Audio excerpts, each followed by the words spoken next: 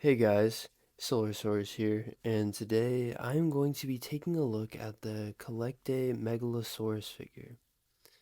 We're going to start off with the unboxing here. I have it in the package right here. I just got it in the mail today, so we're going to go ahead and take a look at it.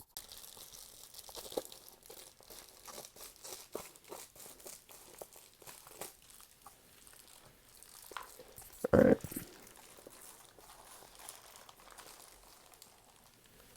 So here we are with the Collecta Megalosaurus. Definitely does range pretty small. Oops. Definitely does range small, and yeah, we're gonna go ahead and get it to the review table, and we're gonna take a look at it in deeper detail. Here we are now out of the packaging with the Collecta Megalosaurus. Let's take a closer look here. You can see that it comes with the plastic, as most Collecta figures do, to protect it from warping. They're really good about it, but you can go ahead and just carefully pop that off, unless if you're trying to flip and sell it, I don't know. They also come with a little tag. It says collect day on it and all the warnings for children, whatever, blah, blah, blah. Nobody really cares that much about it. Here we are with it completely unpackaged, and now we can move on to the actual detail. So if we take a closer look here, you can see that even though that it is a smaller specimen from Collecta as they do their 140 scale dinosaurs, we can take a really nice look at the head first. If we can get it to focus, you can see that the scaling here is very, very intricately placed. And the detail is very, very nice. The lips are also covering the teeth. There is no teeth showing in this Megalosaurus. If we move from the tip of the nose to the back of the head, you can see that there is a nice black to gray fading here in the head that gives it a really nice contrast. The eyes don't really have much of a coloring, but it is a smaller figure, so I'm sure that it would be hard. The eyes are mostly just black, but they did a really nice job of glossing it intricately, and it's not very sloppy. It's very nicely painted.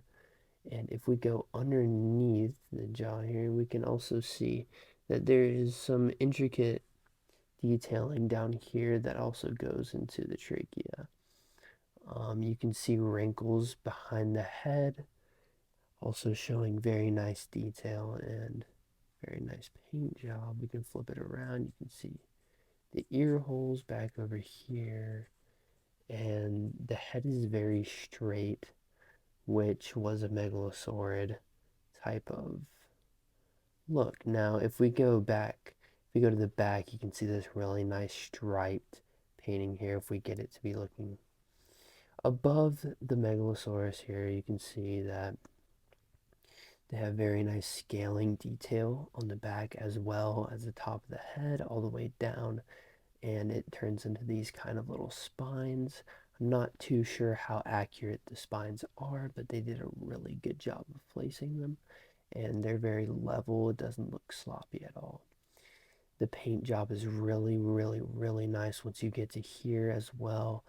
It does look a little bit weird here to me. It's a little bit uncomfortable there, but it's not too bad, but it gets really, really nice here. And if you move from the body to the arms, you can also see that much like the head, it has a nice tan to black fading on both of the arms there. And also has the same thing moving to the legs. You can see that they keep that really nice scaling and paint pattern, and it goes down into the foot with that nice gray to black fading. Now if you go to the underside, you can see that Collecta does like to include a cloaca to give more realism to the specimen. And if we look here, you can see that the tail has a slight bend to the left. dependent on how you look at it. It does curve over some and down some as well to give it a nice little idle look, I would say. You can see that there's also a little smidge of fading on the underside of the tail, where it goes from that nice skin color all the way down to a black tip. And the spines raise here towards the beginning of the tail. And with that being said, I'm pretty sure that that sums up all the detail on this very small figure, but very, very detailed figure. Now we'll move on to the measurements. As you can see, he stands up very, very well on my review table here.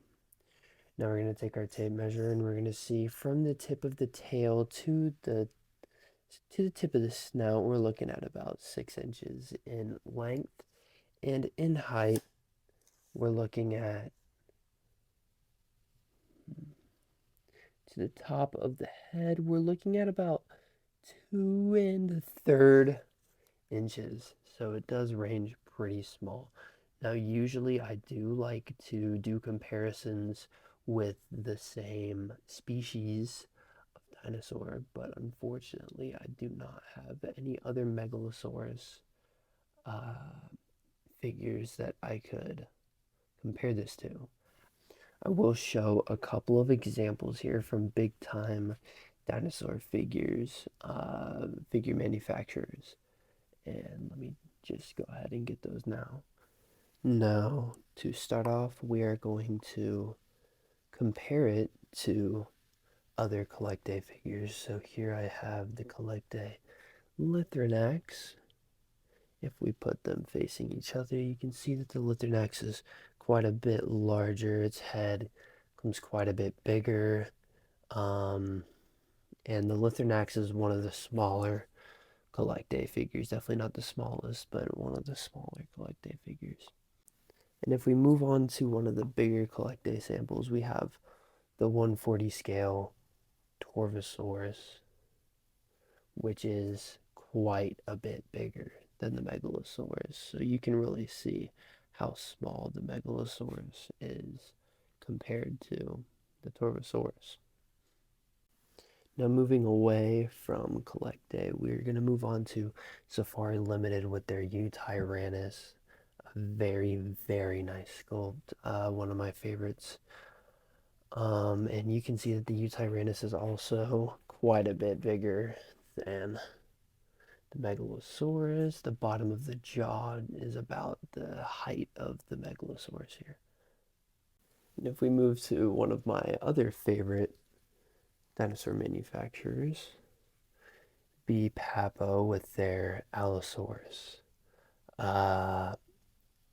And this is the original Allosaurus. A lot of people know this figure. It's very popular, and it does quite tower the Megalosaurus, I would say. About the shoulder, the bottom of where the shoulder meets the body would be where the Megalosaurus is on him. And moving on to our last example, we're going to use Schlake here as we use their Tyrannosaurus Rex, which is quite a bit larger, just a little bit larger than the Megalosaurus here.